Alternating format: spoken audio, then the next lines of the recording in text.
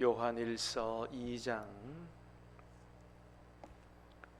1절로 11절까지 말씀을 받겠습니다. 요한일서 2장 1절로 11절까지입니다. 나의 자녀들아, 내가 이것을 너희에게 쓰면 너희로 죄를 범하지 않게 하려 함이라. 만일 누가 죄를 범하여도 아버지 앞에서 우리에게 대언자가 있으니 곧 의로우신 예수 그리스도시라.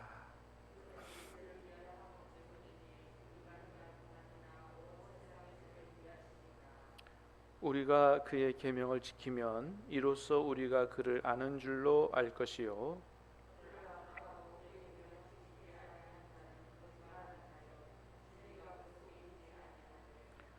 누구든지 그의 말씀을 지키는 자는 하나님의 사랑이 참으로 그 속에서 온전하게 되었나니 이로써 우리가 그의 안에 있는 줄을 아노라.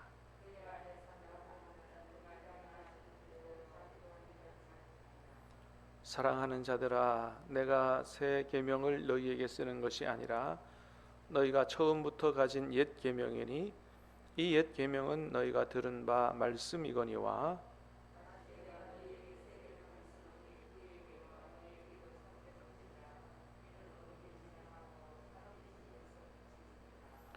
빛 가운데 있다 하면서 그 형제를 미워하는 자는 지금까지 어둠에 있는 자요,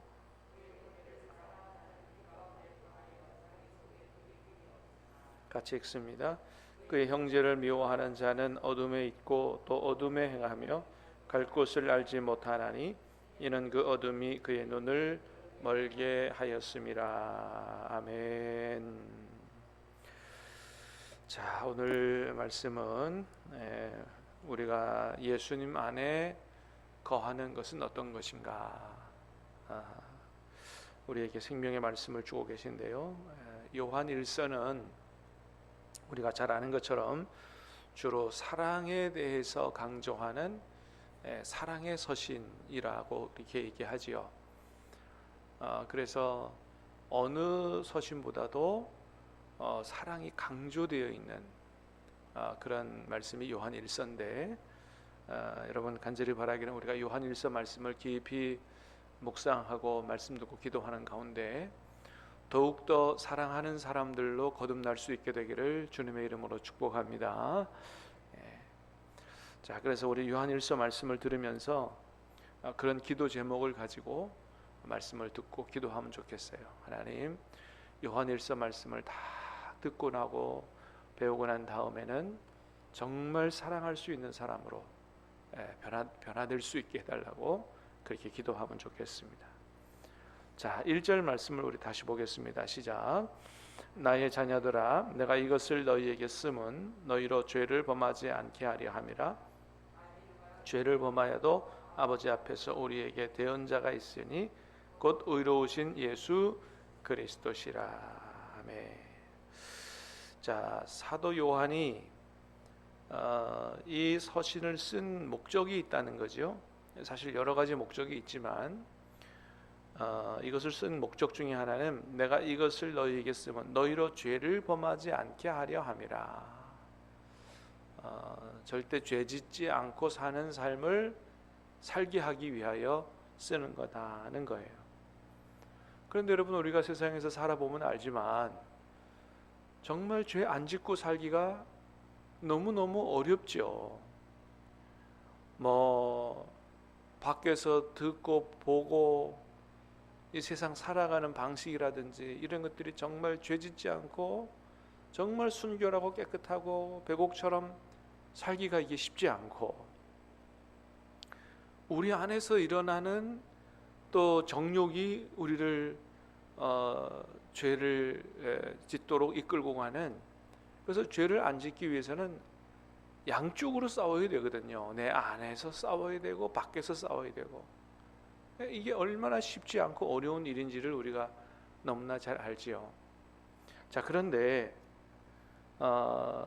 그럼에도 불구하고 죄를 지었다 그래서 그렇게 크게 낙심하고 절망하고 하지 말아라. 왜냐하면 성부 하나님 앞에 우리를 위해서 변호해 주시는 분이 계시기 때문이다. 거기 1절에 보니까 우리에게 아버지 앞에서 우리에게 대언자가 있으니 그랬는데, 이 대언자라고 하는 말이 왜 번호가 3번 붙어 있죠? 그건 이제 난하주를 가리키는 거예요. 난하주는 맨 성경책 밑에 보면 해석을 해주고 있어요. 3번 뭐라고 그랬어요? 또는 보혜사, 그렇게 돼 있죠, 그죠? 또는 보혜사. 보혜사는 누구를 가리키는 거예요? 이게 이제 2장 1절에서는 곧 의로우신 예수 그리스도시라 그랬어요. 보혜사라는 말은 파라클레토스라고 하는 말인데, 우리 옆에서 늘 우리를 지켜주고 도와주고 이렇게 변호해주고, 보혜사라고 하는 한자잖아요. 지키고 은혜 베풀고 가르쳐주는 스승이다. 그분이 예수님이시고 그분이 성령님이시거든요. 그래서 이 두 분은 동일 본질하신 분이기 때문에 똑같은 분이세요. 그래서 우리가 죄를 범하면 성부 하나님 옆에서 우리를 변호해 주는 그런 보혜사 되시는 분이 계신다는 거예요. 그래서 죄가 하나님 앞에 큰 문제지만은, 아버지, 우리 신암교회의 어떤 성도가 죄를 범한 거는 지금 저런 상황 속에서 자기 나름대로는 죄를 짓지 않으려고 해를 쓰는데도 불구하고 너무너무 어려운 상황 속에서 어쩔 수 없이 또는 연약하게 부족하게 넘어진 것이니 용서해 주십시오. 이렇게 변호해 주는 분이 계신다. 그분이 누구라고요? 예수 그리스도. 하나님 보좌 우편에서 우리를 위해서 기도해 주시는 분이시다. 할렐루야. 여러분, 우리가 죄 짓고 넘어져도 우리를 위해서 하나님 앞에 대신 중보기도 하시면서 우리를 용서해 달라고 부탁해 주시는 예수님이 계신 것을 늘 기억하고 힘을 얻으시기를 주님의 이름으로 축복합니다. 그렇다고 해서 그러니까 뭐 내가 좀 죄를 져도 괜찮겠네, 이렇게 생각해서는 안 된다는 거죠. 이렇게 생각해서는 안 된다. 또 이런 것 때문에 오히려 그걸 이용해서 마음 편히 죄를 짓는 사람이 되어서는 안 된다라고 하는 것입니다. 자, 이것을 쓰는 목적은 뭐라고요? 죄를 범하도록 하는 게 아니고 범하지 않도록 하기 위함이다. 말씀을 기억할 수 있게 되기를 바랍니다. 자, 두 번째 3절 4절 같이 보겠습니다. 시작. 우리가 그의 계명을 지키면 이로써 우리가 그를 아는 줄로 알 것이요, 그를 아노라 하고 그의 계명을 지키지 아니하는 자는 거짓말하는 자요, 진리가 그 속에 있지 아니하되. 우리가 그의 계명을 지키면 이로써 우리가 그를 아는 줄로 알 것이요, 그를 아노라 하고 그의 계명을 지키지 아니하면 뭐라고요? 거짓말하는 자다. 그러니까 하나님을 아는 사람은 반드시 하나님 말씀을 지키면서 살게 되어 있다라고 하는 것입니다. 여러분, 성경에서 말하는 하나님 안다는 게 뭐냐? 그거는 머리로 아는 것을 얘기하지 않아요. 머리로 들어서 아는 것을 안다고 얘기하지 않습니다. 성경에서 얘기하는 안다는 것은 경험하여 아는 것을 이야기해요. 여러분, 요한복음 17장에서 예수님이 영생에 대해서 말씀하신 것을 뭐라고 얘기하셨어요? 영생은 죽지 않고 오래 사는 것이다, 이렇게 얘기하지 않으셨어요? 왜요? 지옥 가서도 죽지 않고 영원히 고통받고 살게 된다고 말씀하시기 때문이에요. 그래서 영생은 단순히 죽지 않고 오래 사는 걸 얘기하지 않아요. 영생은 정말 기쁘고 즐겁고 행복하게 이렇게 영원히 살아야 이게 진짜 사는 거지, 이 세상에서 우리가 사는 동안에도 너무 괴로운 일만 가득하고 하면 뭐예요? 차라리 죽는 게 낫겠다, 그리고 이게 사는 거냐 그러잖아요. 그러니까 정말 생명을 가지고 생명을 얻고 기쁨으로 행복하게 이게 사는 게 진짜 사는 거지. 그래서 진짜 참 생명과 영생은 예수님 안에 있는 거예요. 그건 어디서 얻어지는 거냐면 하나님을 알고, 그래서 요한복음 17장 3절에 영생은 곧 유일하신 참 하나님과 그의 보내신 자 예수 그리스도를 아는 것이라고 말씀하세요. 하나님과 예수님을 알면 영생을 얻게 된다. 참 생명을 얻게 된다. 그 아는 것은 기노스코라 그랬어요. 경험하여 알다.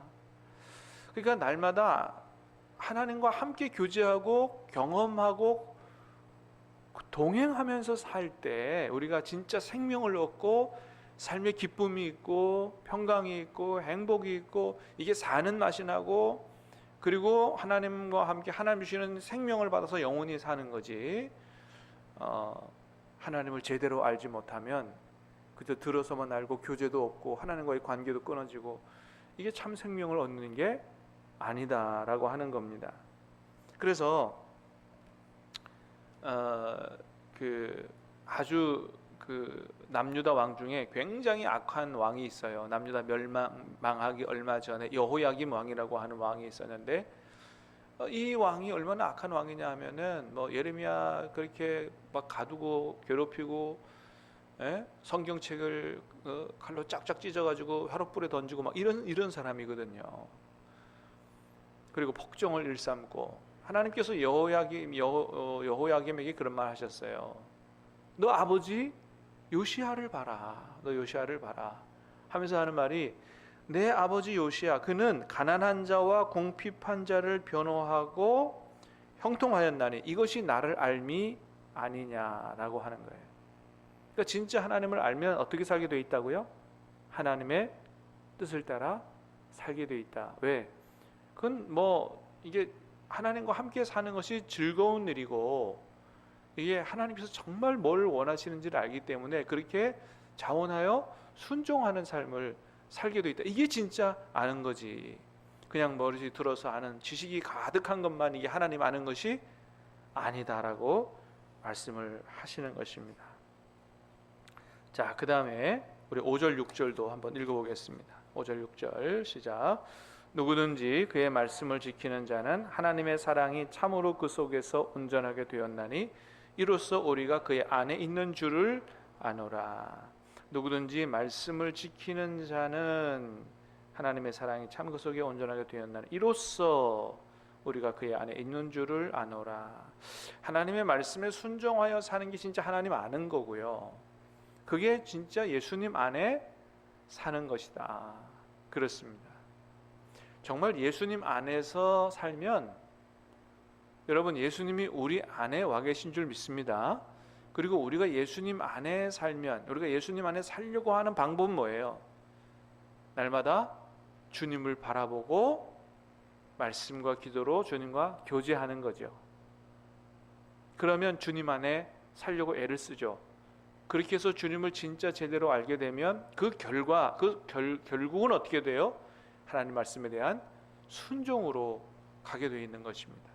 그게 진짜 예수님 안에 사는 거예요. 그게 진짜 예수님을 아는 것이다 라고 말씀하시는 것입니다. 그래서 그렇게 살면 예수님이 요한복음 15장에 말씀하셨어요.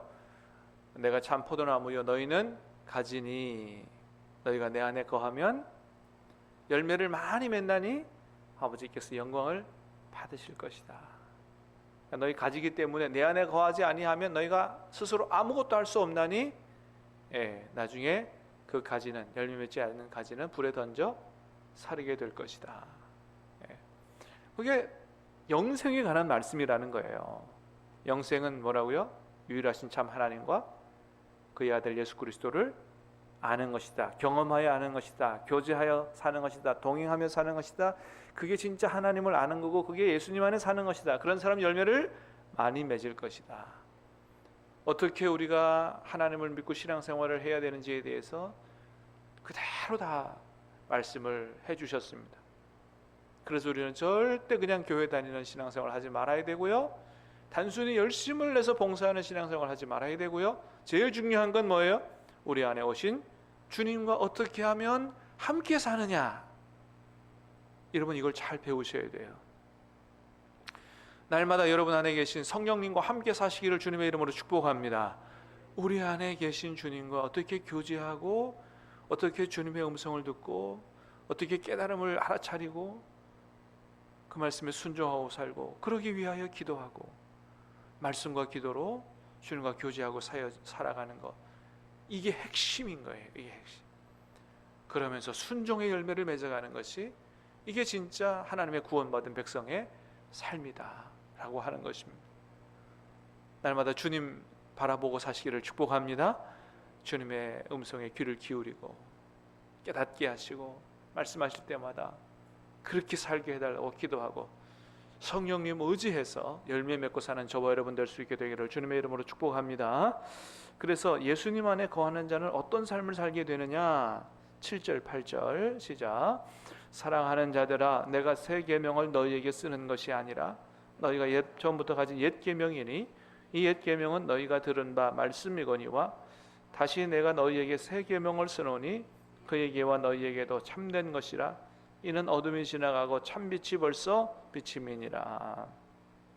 한마디로 말하면 빛 가운데 사는 삶이 된다는 거예요.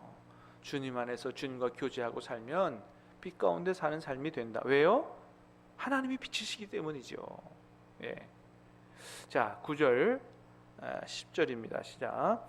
빛 가운데 있다 하면서 그 형제를 미워하는 자는 지금까지 어둠에 있는 자요, 그의 형을 사랑하는 자는 빛 가운데 거하여 자기 속에 거리낌이 없으나. 11절.